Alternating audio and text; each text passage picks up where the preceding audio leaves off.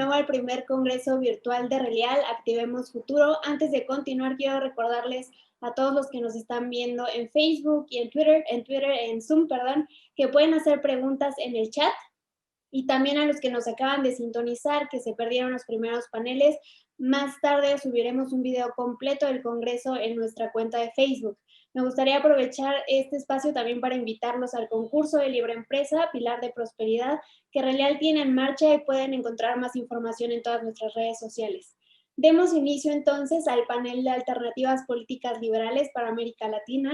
Le doy la bienvenida a Pablo Cast, miembro y fundador del partido Evópoli Chile, a María Corina Machado, líder opositora de la dictadura venezolana, a Agustín Echevarne, cofundador del partido Unidos en Argentina, y a nuestro moderador y amigo Pedro Uruchurtu, vicepresidente de Relial y coordinador internacional de Vente Venezuela. Adelante, Pedro.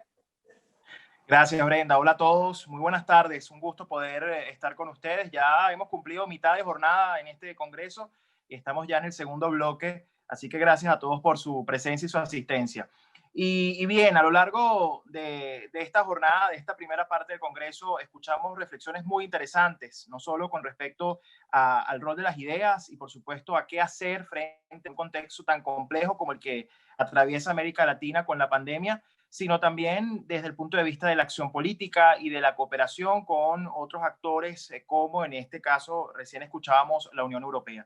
En esta ocasión, pues vamos a reflexionar desde el ámbito de la acción de las ideas, pero en el ámbito político, y por eso justamente tenemos este panel referido a, bueno, si es posible, vamos a reflexionar sobre si es posible realmente una alternativa política liberal para América Latina en un contexto como este, en el que además no solo estamos viendo la pandemia y todo lo que ha representado con sus consecuencias para una región que, aunque tuvo el tiempo para prepararse por sus propias debilidades, y lo vamos a analizar un poco hoy también, pues no, digamos, sus resultados están a la vista en el manejo de la pandemia, pero también porque pareciera que hay un resurgimiento de esquemas, no solo del populismo de la izquierda, sino también esquemas de esta izquierda que se organiza, esta articulación de una izquierda que pareciera organizarse en función de retomar el poder y de pues tener algunas agendas muy peligrosas, y vamos a reflexionar un poco sobre eso. Para eso, en este panel me honra poder conversar con tres grandes defensores de la libertad y de la democracia de nuestra región.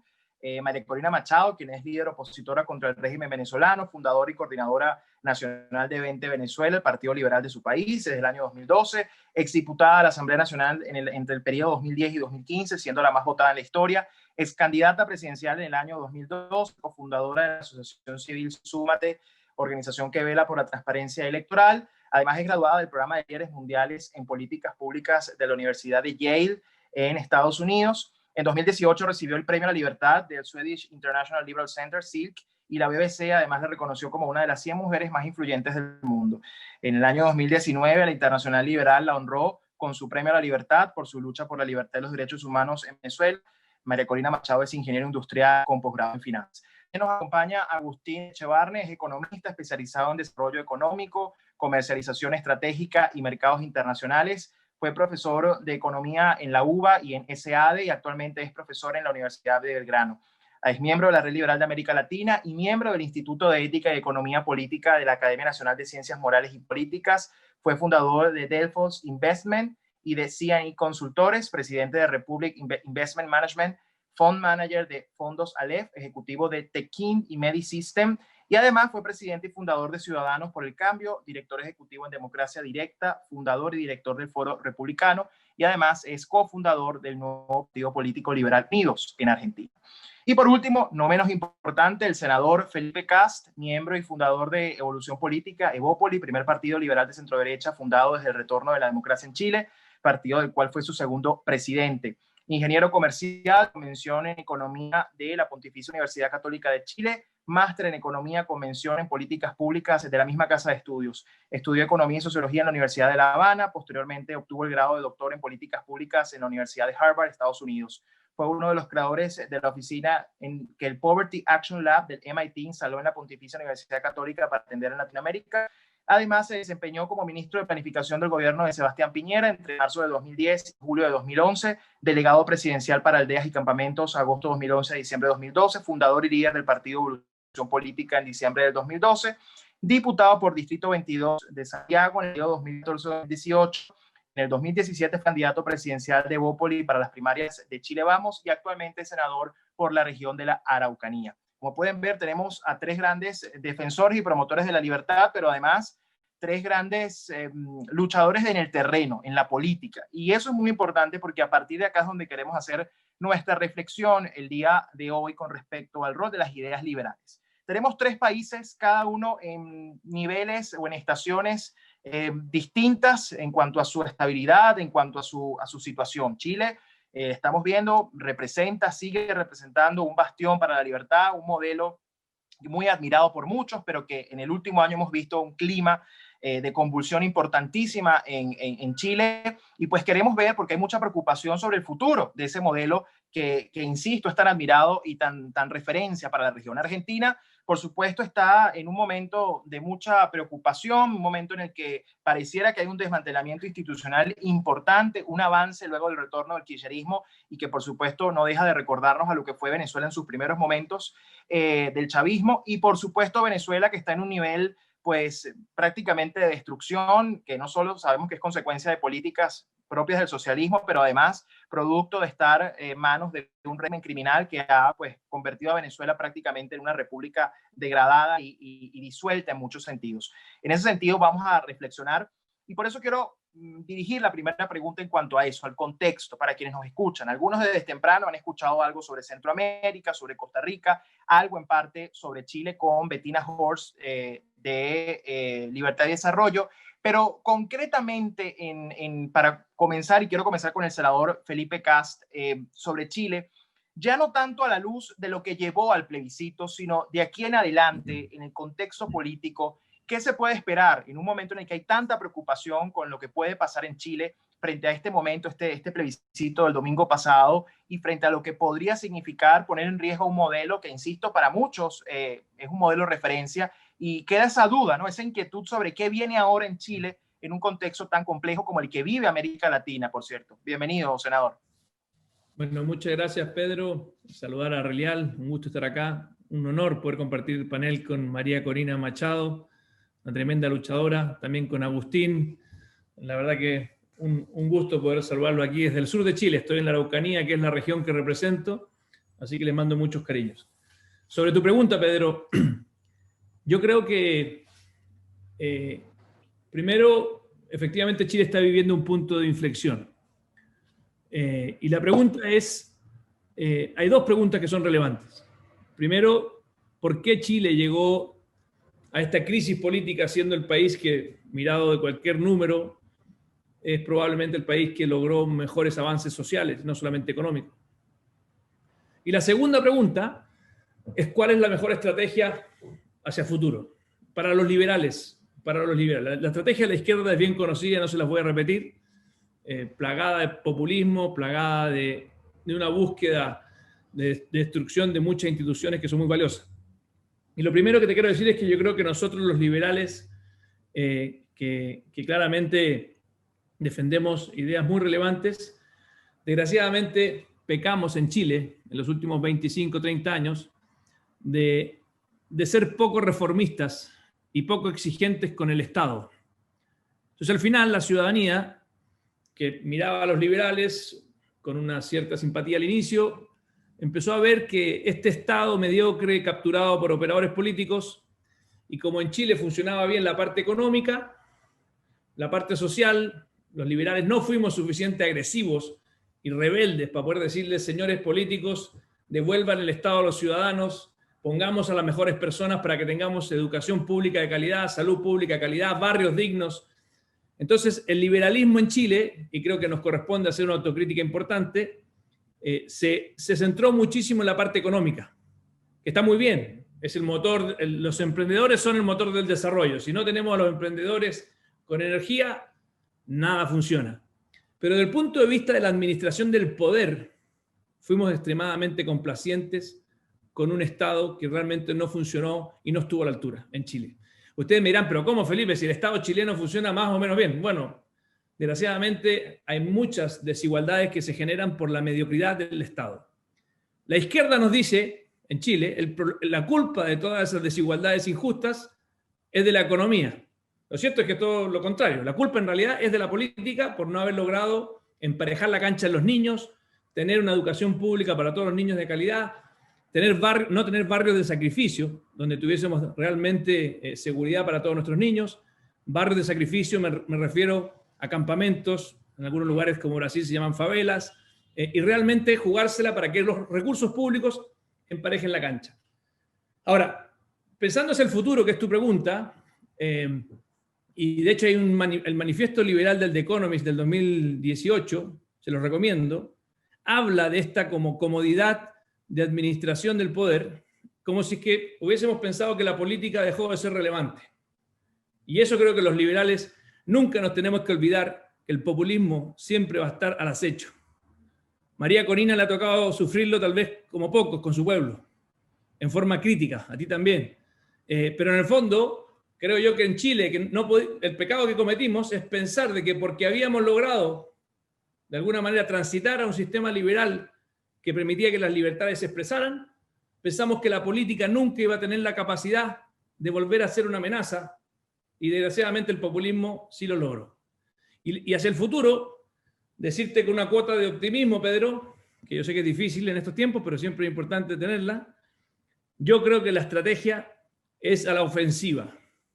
Y desgraciadamente a veces la derecha chilena se atrinchera mucho en el reclamo, en la crítica a la izquierda, se atrinchera muchísimo en decir, no, estos tipos nos quieren destruir Chile, y poco en decir qué es lo que queremos construir para el futuro.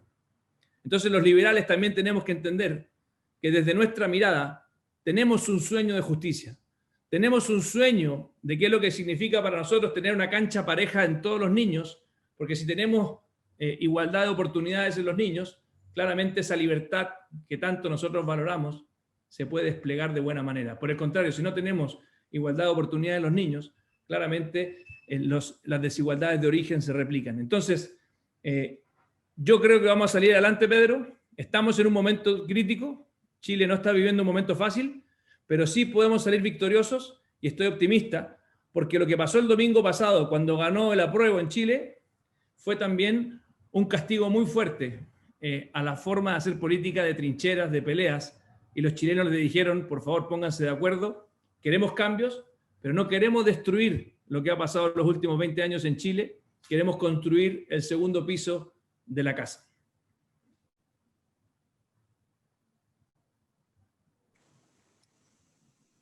No se te escucha, Pedro. Muchas gracias, senador. Quiero pasar ahora a Argentina, ¿no? Argentina está pareciera que está en una encrucijada importante entre precisamente, digamos, el retorno del kirchnerismo y la resistencia que existe para evitar que puedan avanzar más.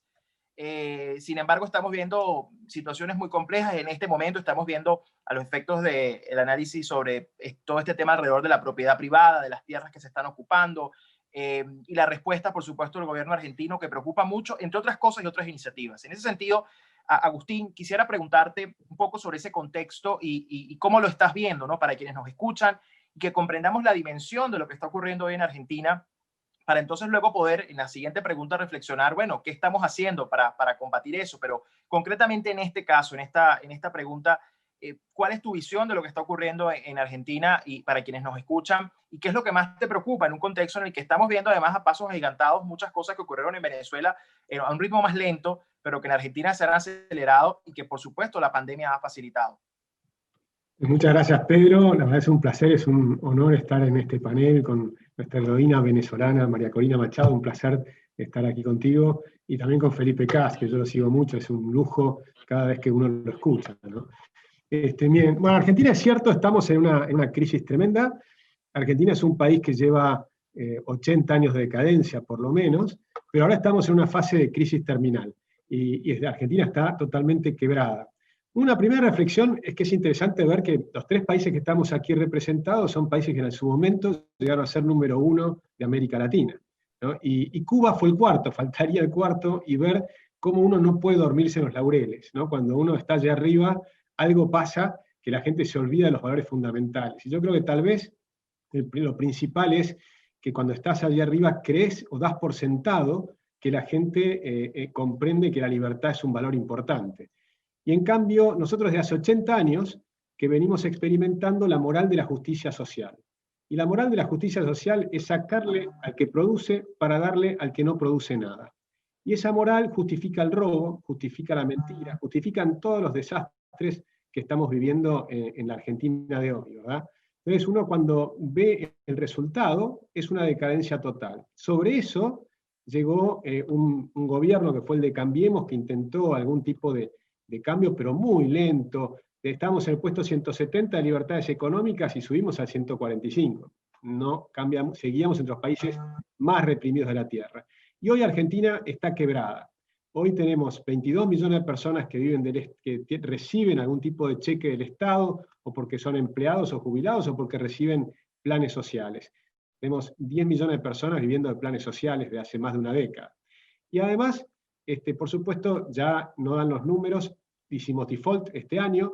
Los que prestaron dinero a la Argentina durante el momento de Macri, durante el gobierno de Macri, hoy han perdido el 50% de lo que invirtieron en Argentina. Y también tenemos un descalabro monetario, donde estamos llegando a una inflación que se va a desatar probablemente el año que viene de una manera muy importante. Ahora, yo creo que yo soy optimista, vamos a hablar en la segunda parte, ¿no?, de ver cómo salimos de esto, porque tenemos una ventaja. Una ventaja es que el liberalismo en Argentina, que estuvo fuera de los gobiernos, pero que empezó a marcar la cancha de los problemas que teníamos, y durante el gobierno de Cambiemos se mantuvo también crítico, y no se sumó a la euforia de que iba a funcionar bien ese gobierno, sino que marcó la cancha diciendo, están haciendo las cosas mal, vamos a terminar en default, ahora estamos en default.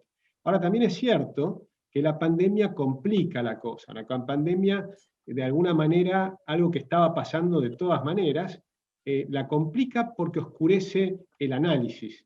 Entonces muchos dicen, bueno, pero esto pasa en todas partes del mundo, y no es en todas partes del mundo. En Argentina es un caso muy especial. La Argentina va a caer este año un 12% del PBI, comparado con nuestros vecinos, contra Uruguay o Brasil, que van a caer menos de la mitad. Y además veníamos cayendo ya desde el año 2018 y 2019. La pobreza está subiendo muy fuerte, estamos llegando arriba del 40% y vamos a llegar al 50%, y 2 de cada 3 jóvenes en Argentina van a ser pobres. Un país que no tenía pobreza hace 40 años. Con lo cual la destrucción es tremenda y tiene que servir ejemplo, creo yo, para toda América Latina y para el mundo, de lo que no hay que hacer. No hay que perder los valores de la libertad. Y eso es lo esencial. Y luego, si quieres, en la próxima parte podemos charlar un poco de cómo se sale, porque yo tengo cierto optimismo de que Argentina puede tener un cambio importante en los próximos años. Así es. Muchísimas gracias, Agustín. Gracias por tu reflexión. Vamos ahora a Venezuela. Venezuela que, en voz de la propia María Corina, ha sido definida como el desafío de Occidente, por muchas razones, pero además, en particular porque ha llegado al nivel en el que un país, digamos, producto de una destrucción intencional puede llegar. Es decir, pareciera que Venezuela ha llegado a un extremo en el cual, bueno, vemos cómo se puede disolver una nación en muchos sentidos, desde el control del territorio hasta la calidad de vida de sus ciudadanos, con una crisis migratoria en este momento terrible, desde luego la emergencia humanitaria que no se detiene, y desde luego un régimen criminal en el poder, usurpando el poder. Frente a todo esto, María Corina, muchos se preguntan frente a lo que está ocurriendo y ven esto, realmente la magnitud de lo que está ocurriendo y cuáles parecieran ser las opciones en lo que para muchos pareciera ver que no hay salida a esto, ¿no?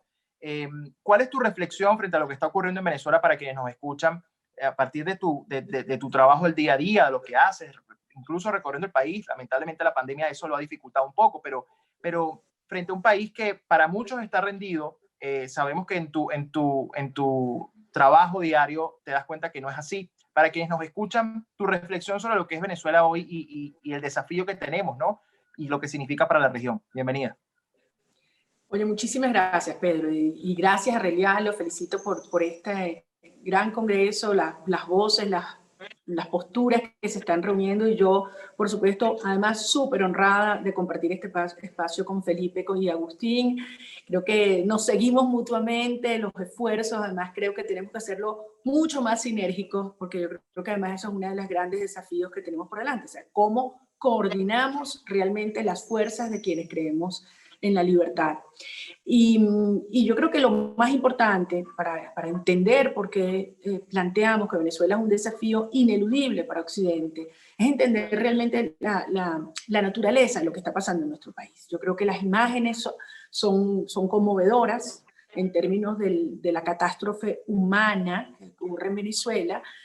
Los indicadores de todas las organizaciones especializadas en distintos temas, como Varieties for Democracy, son espeluznantes. Venezuela está de último lugar en Estado de Derecho en el mundo, por debajo de Yemen, de Sudán, de Libia, de Siria. O sea, todos estos elementos, digamos, fríos, cuantitativos, son dramáticos. El informe más reciente del fact-checking misión de las Naciones Unidas, donde acusa a Nicolás Maduro y a varios de sus cómplices de ser autores materiales de delitos de lesa humanidad. O sea, todo esto ha prendido una serie de alertas, pero aún así yo creo que no se termina de entender qué es realmente lo que está pasando en Venezuela y por qué nosotros sentimos que hoy estamos en una verdadera encrucijada histórica. Por un lado, esto nos puede llevar aceleradamente a la disolución de Venezuela como nación, y por la otra, puede llevarnos a una ruptura histórica con una serie de prácticas que durante décadas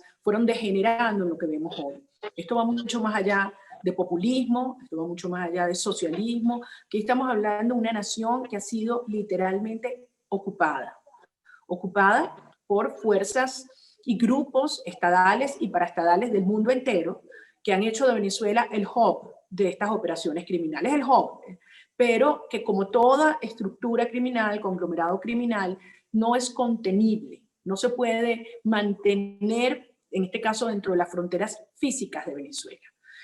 Hay que asumir que esto es parte de un proyecto que se viene desarrollando durante muchas décadas, ha tenido, digamos, una fachada política en el Foro de Sao Paulo, más recientemente se están rejuveneciendo con el Grupo de Puebla, pero es lo mismo, pero además se ha demostrado que tienen vínculos estrechos en estructuras para su financiamiento criminal, no solamente con los carteles de narcotráfico, sino que también con otros grupos que incluso llevan al extremismo islámico y la operación de estas organizaciones en territorio venezolano.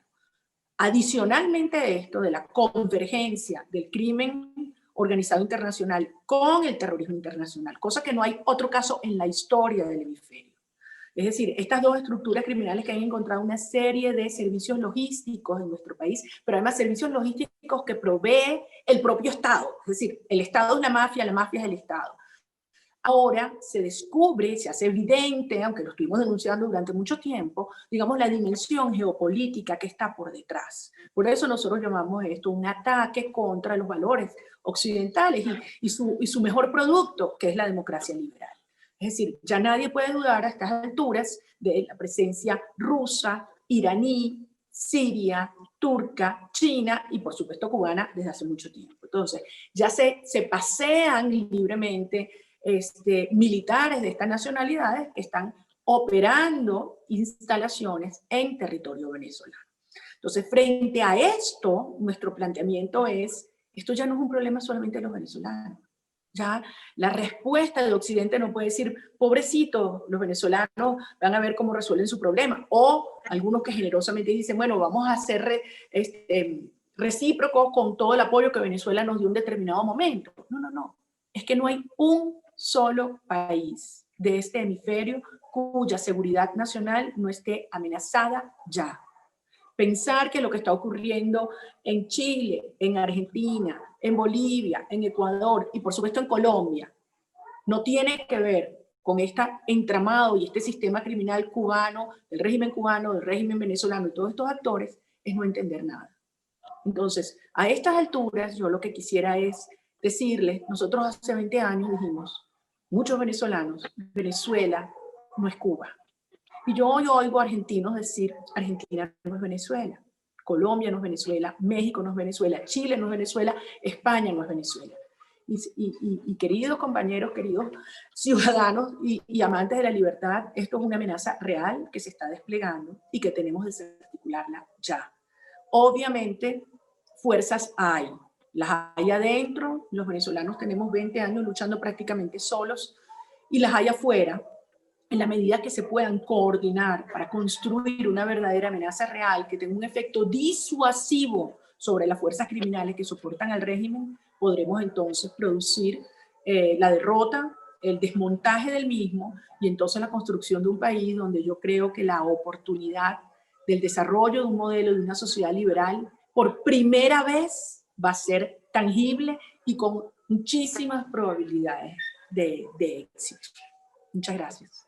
Así es. De hecho, gracias, María Corina. De hecho, tú lo que mencionas, es inevitable pensar en este eje que ya muchos han identificado como Cuba, Nicaragua, Venezuela y lo que representan, digamos, en su despliegue y la irradiación de lo que significan para la región en muchos términos, ¿no? Desestabilización y bueno, todo lo que has mencionado.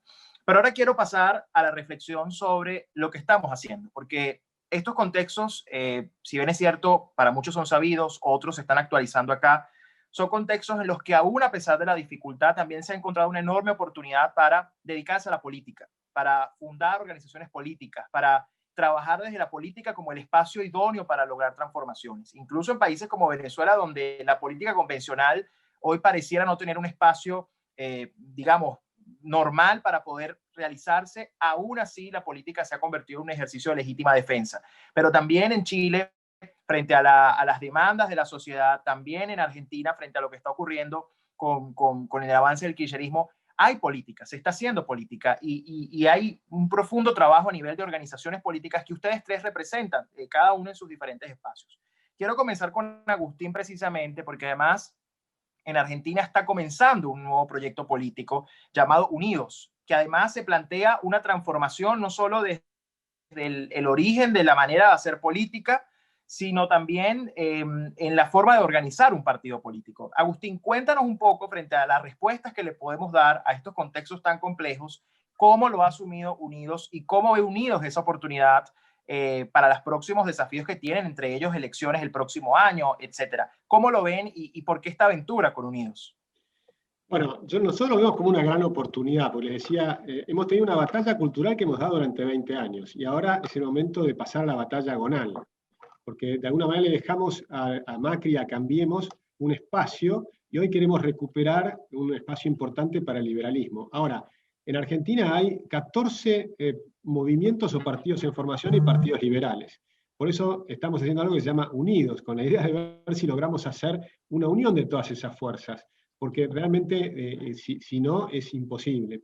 Lo que estamos tratando de hacer es mostrar un partido diferente, nuevo, moderno, que puedas participar por teléfono, y que por teléfono puedas elegir a las autoridades del partido de abajo hacia arriba, y que de abajo hacia arriba se elijan a los candidatos. Y esto permitiría que todo el mundo pueda trabajar en el mismo sentido, en igualdad de condiciones, y los más conocidos tienen que ponerse al lado de los menos conocidos y competir como lo hace en el Partido Republicano en Estados Unidos, ¿verdad? Eso permitiría un recambio permanente y una separación entre las autoridades partidarias y los candidatos. Las autoridades no pueden ser candidatos.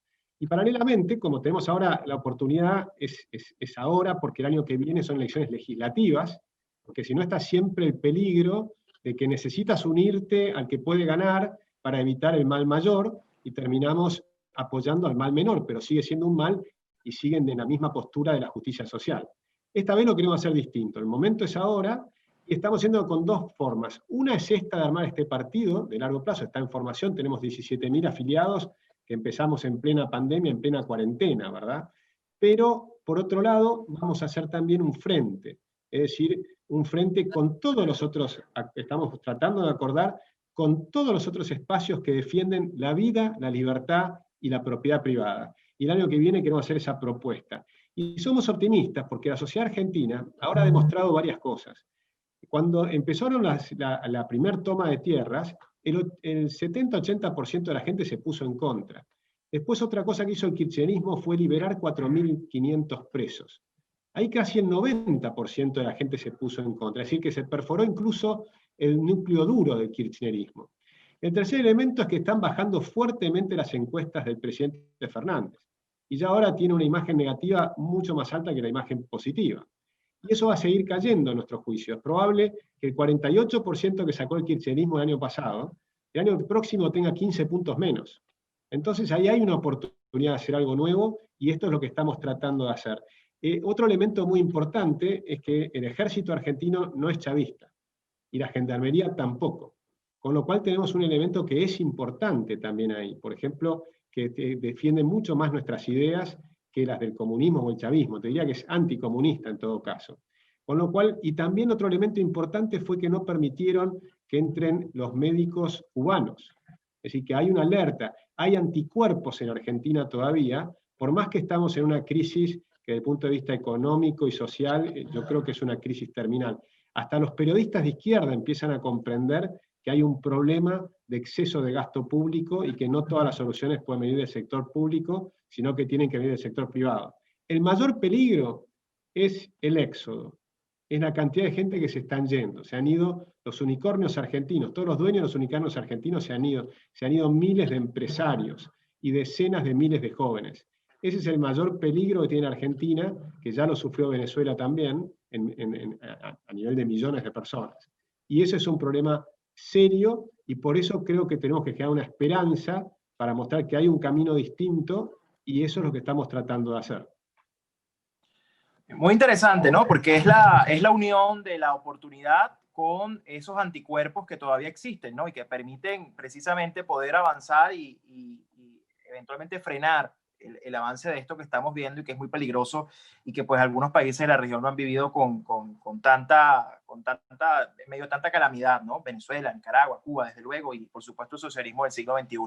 Quiero volver a María Corina, aquí cambié el orden de las intervenciones, porque también en Venezuela no solo hay el reto de derrotar al régimen criminal, sino también de ir contra unas ideas que tradicionalmente estuvieron muy presentes. Y aunque muchos llaman esto, bueno, en algún momento un socialismo más vegetariano, en algún momento más carnívoro, lo cierto es que las ideas socialistas en gran medida estuvieron siempre presentes en Venezuela, al menos en su historia contemporánea. Entonces, en Venezuela hay un doble desafío, porque es el desafío de derrotar a este régimen, que además es un desafío para todo Occidente, pero también hay un desafío desde el punto de vista de las ideas, y por eso surge 20 Venezuela. Esa experiencia de hacer política en Venezuela con un partido liberal, primera vez que además se denomina así y actúa de esa forma, levantando esa fuerza en todo el país, con gente que no se rinde, con gente que cada vez valora más la idea de la propiedad privada, de la economía de mercado, pero también de la libertad individual, ha sido todo un reto, María Corina. ¿Por qué hacerlo? ¿Por qué ver allí esa gran oportunidad? Y hasta donde tú lo ves, ¿cuál crees tú que sigue siendo el mayor desafío aún con la existencia de 20 y todo lo que estamos haciendo en función de eso?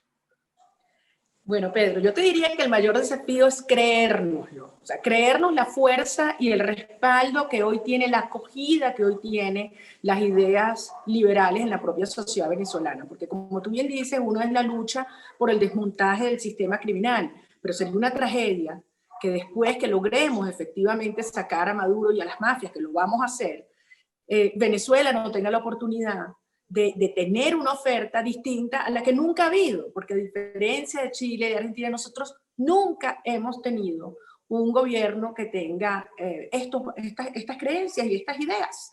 Y por lo tanto, siendo además un país en el cual el Estado y la propiedad del Estado, bueno, se hipertrofió, y había una relación de dependencia exacerbadísima que dio pie no solamente a más y más populismo y clientelismo, sino a una sociedad que se creyó a sí misma que tenía que vivir mendigando. Y nosotros hoy viendo cómo el chavismo, aparte de la dimensión, digamos, criminal, ha exacerbado todas las prácticas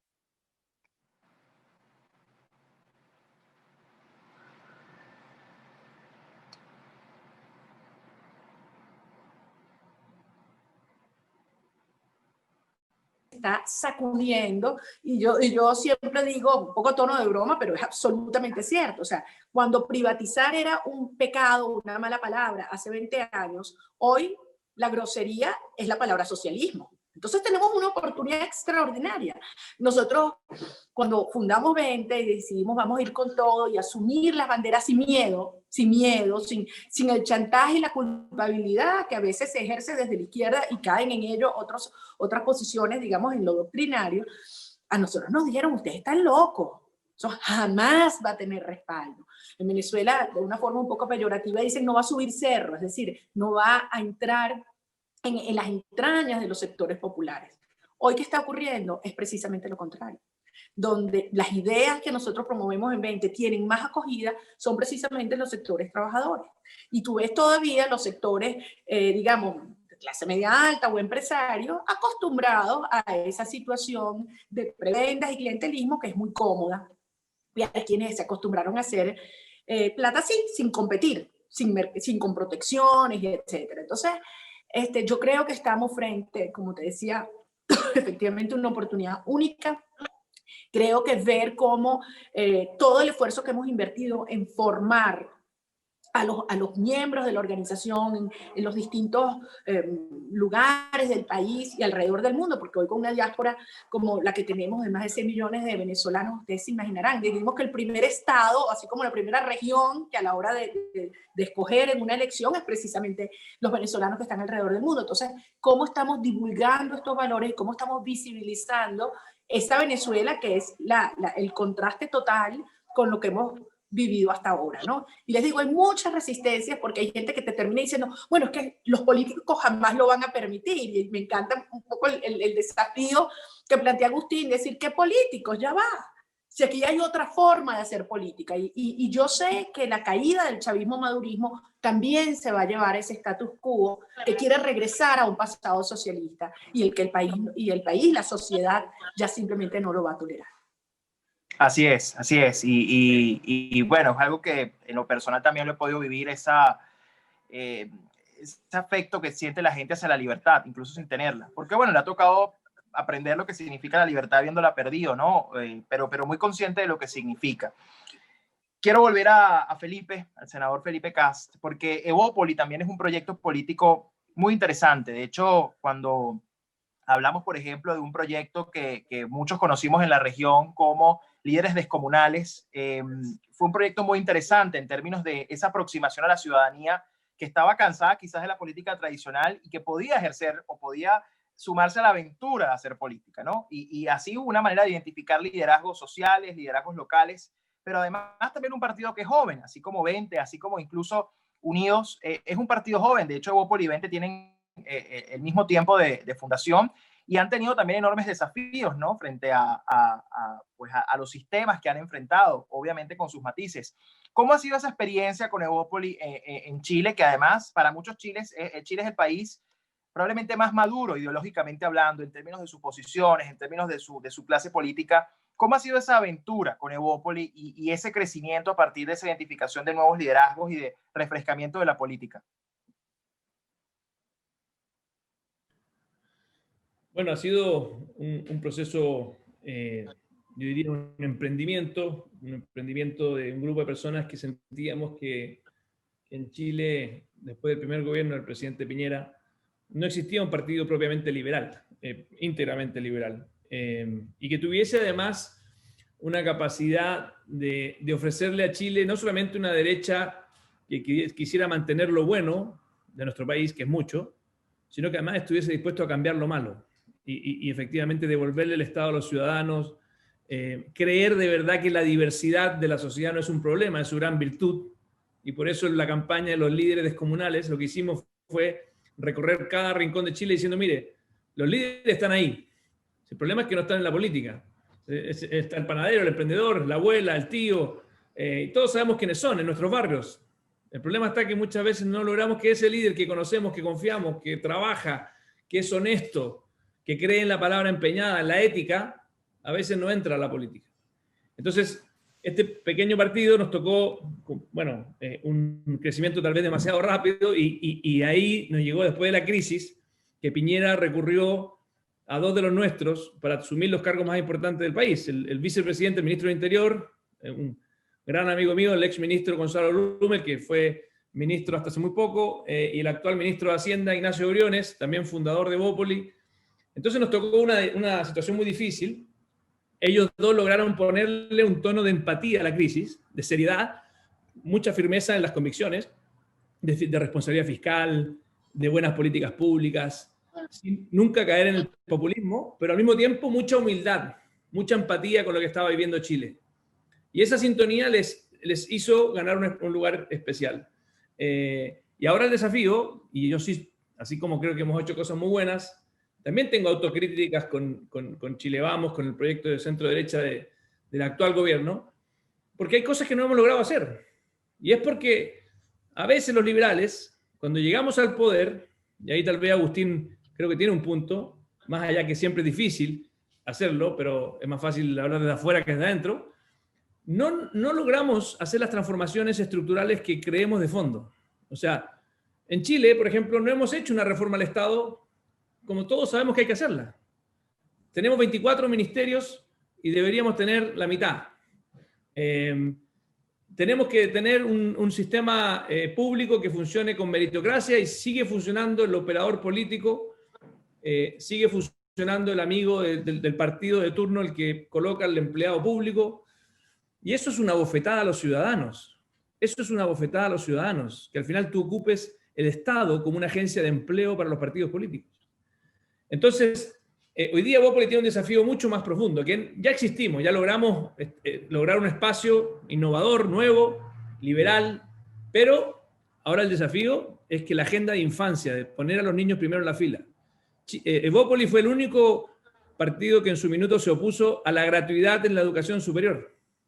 Nosotros decimos, ¿por qué la educación superior tiene que ser gratis? ¿Por qué el que estudia y le va bien no le puede devolver la mano al país para que los niños de Chile se financien? Porque al final perdimos esa batalla. En Chile hoy día la educación superior es gratis, pero ahí nació una gran lucha de poner a los niños primero en la fila. Nosotros decíamos que era una vergüenza y una inmoralidad que solamente los recursos públicos fuesen a los universitarios que marchaban y no a los niños que no marchaban, a los niños invisibles, que estaban sumidos en la pobreza. Y bueno, esa visión de un Chile justo, poniendo a los niños primero, se instaló con mucha fuerza y finalmente se tomó como un eje central de Sebastián Piñera y hoy día sí se está haciendo muy fuerte.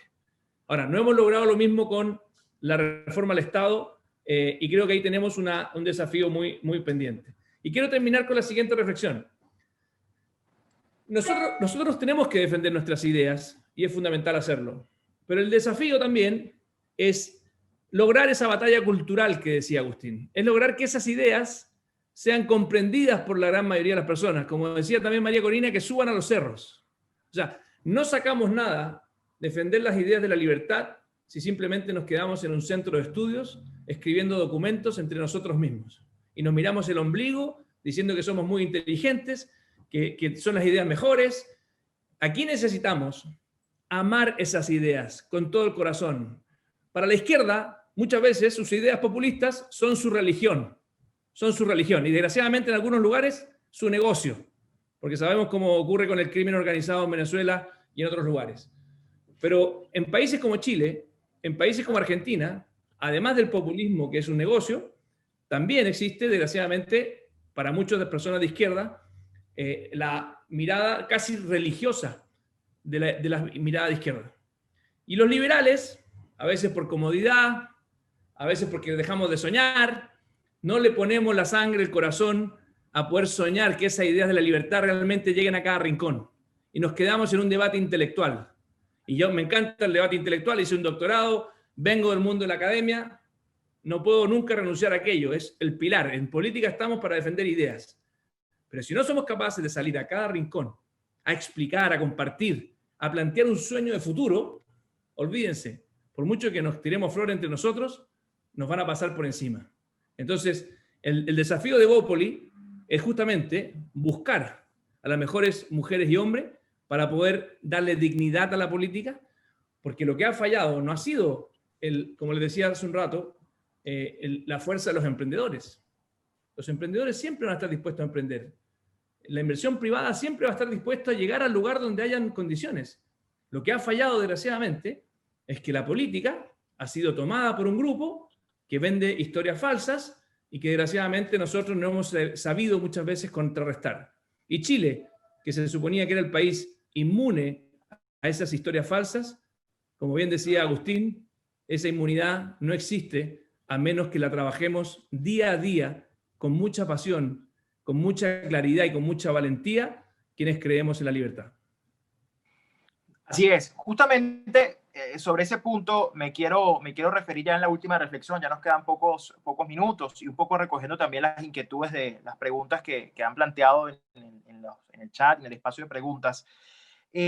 Precisamente allí pareciera que está el gran desafío, es decir, sabemos que tenemos las ideas correctas, sabemos que la historia, los datos nos dan la razón en el sentido del éxito de la implementación de estas ideas y de cómo funcionan las sociedades libres, pero particularmente en nuestra región ha faltado quizás esa, más allá de la narrativa, que por supuesto es muy importante, esa conexión, ¿no?, de estas ideas con esa realidad y enamorar, como bien decía Felipe, a la gente a partir de las ideas de la libertad.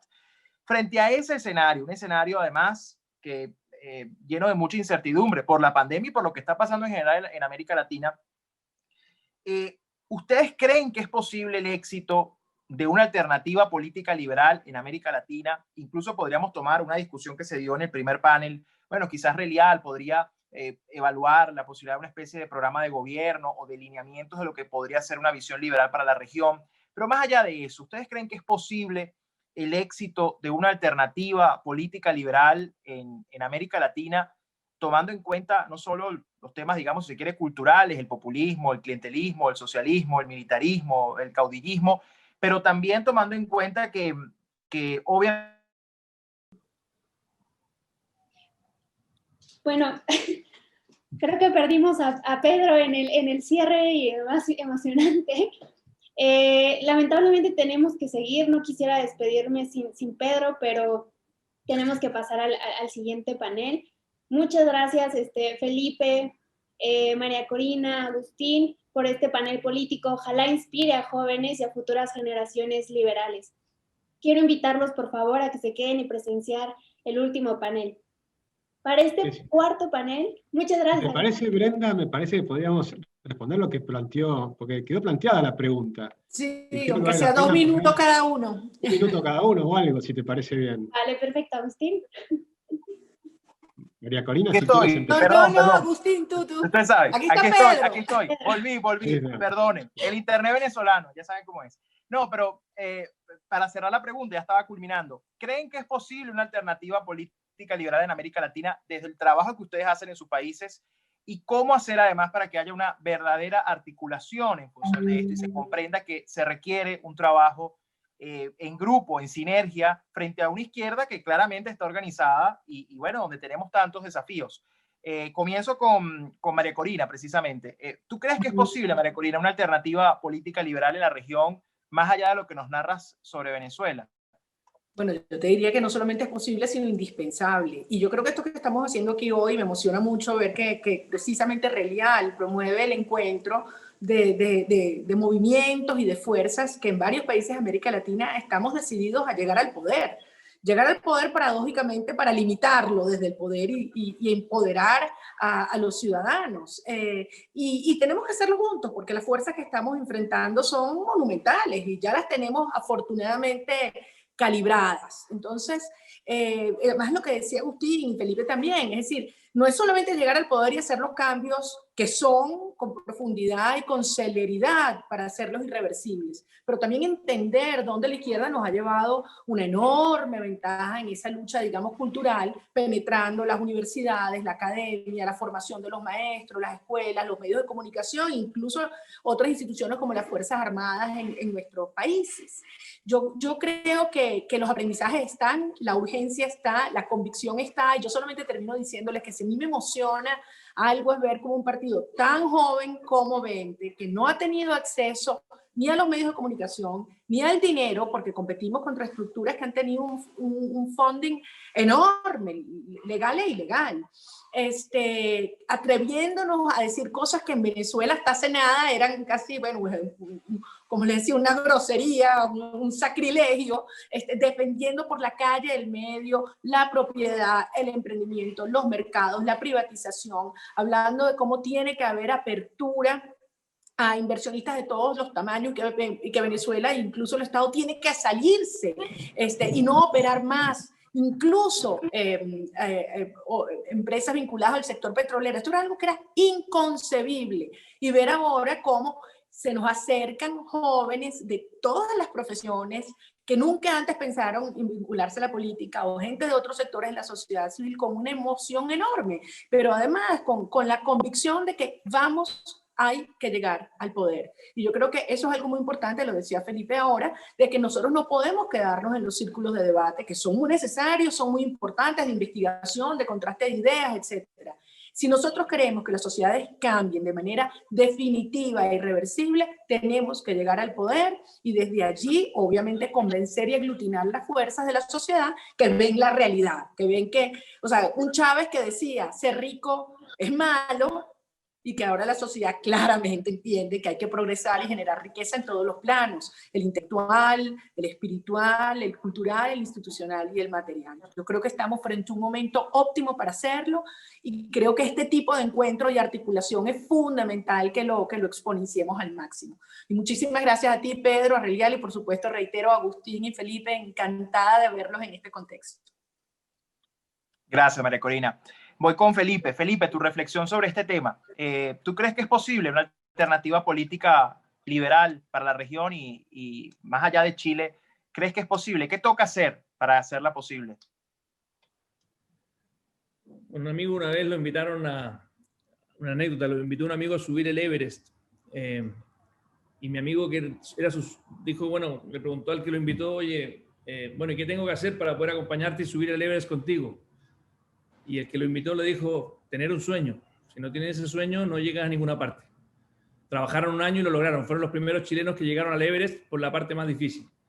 Y yo creo que no solamente tenemos que llegar al poder. De hecho, como decía Agustín, en Chile y en Argentina ya llegamos al poder.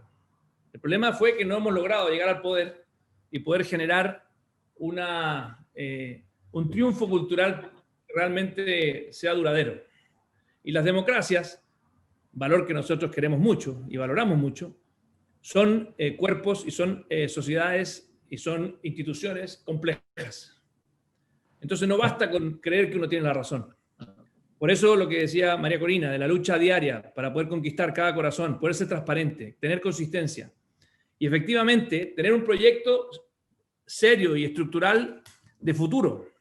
O sea, no basta decir los otros lo hacen mal, no basta decir yo tengo la razón, sino que en una sociedad democrática donde la ciudadanía tiene que elegir, y ahí creo que la gran pregunta que no hemos respondido los liberales de Latinoamérica es por qué, incluso cuando hemos llegado al poder, como en el caso de Chile, 2 veces con Sebastián Piñera, estamos actualmente en el poder. En el caso de Argentina, con Macri, ¿por qué a pesar de que llegamos al poder, no logramos generar efectivamente esos cambios culturales permanentes en el tiempo? Y seguimos con círculos viciosos inestables. Entonces, no solamente es posible, es urgente, Pedro, y creo que lo que hace Relial, yo les quiero agradecer sinceramente.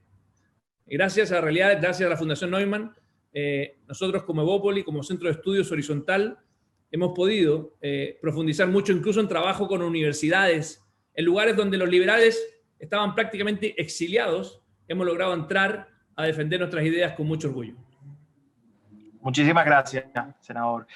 Agustín, cierro contigo esta última pregunta. Tú mencionabas que eras optimista en un país como Argentina y frente a lo que están haciendo, pero también has estado en responsabilidades en la Red Liberal de América Latina y conoces de cerca el trabajo en la red y el trabajo de la región en función de la libertad.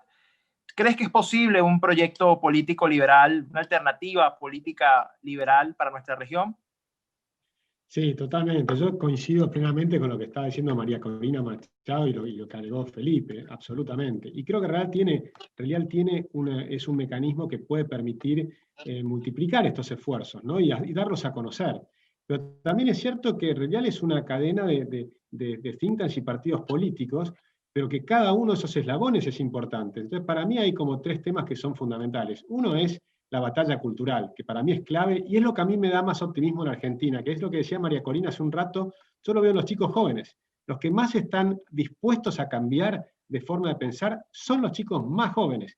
Y los chicos más jóvenes, incluso en los lugares más pobres de la Argentina, están dispuestos a cambiar porque le estamos dando un sueño de algo distinto. La libertad es un camino súper interesante. Cuando le sacás las trabas, le sacás los impuestos, las trabas y demás, los chicos pueden, incluso con el teléfono, empezar a ganar plata. Y eso ya lo empiezan a saber. Tienen modelos totalmente diferentes a futuro. El trabajo del futuro yo lo veo como una gran oportunidad. no lo veo como un problema serio, sino al contrario, lo veo como una gran oportunidad. Ahora, también es necesaria la batalla agonal, que son los partidos. Y ahí hay un mensaje para mí es clave, que hay que seguir lo que decía Churchill, ¿no? Tratar de ser útiles más que importantes. Entonces, poder trabajar en conjunto, y el mecanismo de trabajar en conjunto es que nos elijan de abajo hacia arriba, y entonces son los afiliados los que van a decir en qué puesto va a estar cada uno. Creo que ese es un mecanismo. Y el tercer elemento que es muy importante es el dinero. Es lo que los americanos dicen, hay que poner la plata donde pones la boca.